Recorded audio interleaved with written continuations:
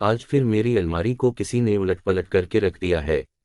सुबह उठते ही हानिया की नज़र अपनी अलमारी में पड़ी तो आंखें मिलते हुए अम्मी को पुकारने लगी, अम्मी अम्मी, जल्दी से आएं। हानिया बेटी, क्या हुआ, क्यों चीख रही हो? अम्मी जान, मेरी अलमारी का हाल देखें क्या हुआ है। इसमें इतना चीखने की क्या बात है, नाश्ता करके ठीक कर लेना। लेकिन अम्मी, ये कौन करता है? मेरी चॉकलेट और चपस भी गायब है, जो मैंने छुपा कर रखी थी। हानिया बेटी, मुमकिन है सोने से पहले ननद की हालत में तुमने कुछ निकालने के लिए ऐसा किया हो, फिर तुम्हें सुबह उठने के बाद कुछ याद न रहा हो। अम्मी, मुझे तो लगता है सफ़ीर ने किया है। अलामत वागैन। हानिया, सफ़ीर तमधारा छोटा भाई है, इसके पास इन फजूल शरारतों के लिए वक्त ही कहाँ है। स्कूल, मदरसा, ट्यूशन और क्रिकेट एकेडमी, रात के 10 बजे तो घर पहुंचता है। तो फिर ज़रूर मेरे कमरे में कोई भूत आ गया है। हानिया की बातों पर अम्मी मुस्कुरा कर बावर्ची खाने में चली गईं। नाश्ते के बाद हानिया ने अलमारी की तमाम चीज़ें सलीके से रख दीं। इसके बाद तो अक्सर हानिया की अलमारी का यही हाल होने लगा। अब तो अम्मी जान भी कुछ परेशान सी हो गईं।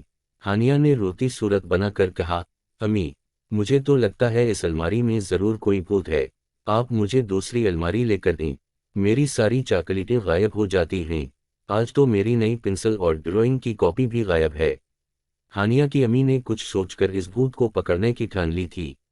सफ़ीर 10 बजे घर में दाखिल हुआ तो अम्मी ने कहा, सफ़ीर बेटे, खाना गरम कर रही हूँ, जल्दी से मुंह धोकर आ जाओ। हानिया आपी ने आज खाना जल्दी खा लिया है और वो बेखबर सो रही है। सफ़ीर अच्छा कहते हुए अपने कमरे में गया। खाने के थोड़ी देर बाद वो चुपके से हानिया के कमरे में दाखिल हुआ। हानिया गहरी नींद सो रही थी। सफ़ीर मुस्कुराते हुए सोती हुई हानिया को देखकर अलमारी की तरफ बढ़ा और आहिस्ता से अलमारी खोली। कपड़ों को उलट पलट करके कुछ तलाश करने लगा। साथ ही ज़ेर लब कहता जा रहा था, आप ही की बची सारी चीज़ें खा लें। कुछ भी नहीं रखा। फिर मुस्कुराया, हाँ मिल गया, वाह मज़ेदार नीमको। इसने जल्दी से पैकेट को जेब में डाला। सब चीज़ें बेतरतीब छोड़कर जैसे ही कमरे से बाहर निकला, अम्मी जान को सामने खड़ा पाया। अच्छा तो ये तुम हो अलमारी के भूत।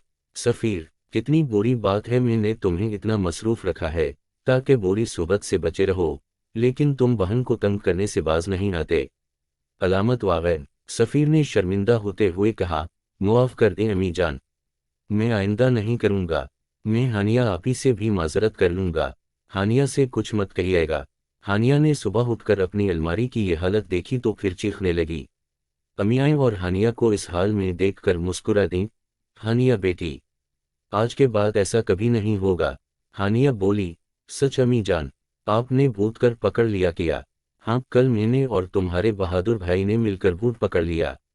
भूत बड़ा शर्मिंदा था और इसने कहा है कि आइंदा हानिया की अलमारी की तरफ नजर उठाकर नहीं देखूंगा और दोनों कान पकड़कर तौबा भी कर ली है।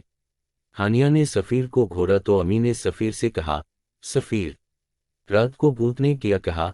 सफ़ीर ने अपने दोनों कान पकड़ते हुए कहा, भूत ने कहा था कि आइंदा कभी हानिया आपी को तंग नहीं करूंगा और हम भूत ने यह भी वापस कर दिया है। ये कहते हुए इसने जेब से नीमको का पैकेट निकाल कर हानिया की तरफ बढ़ा दिया।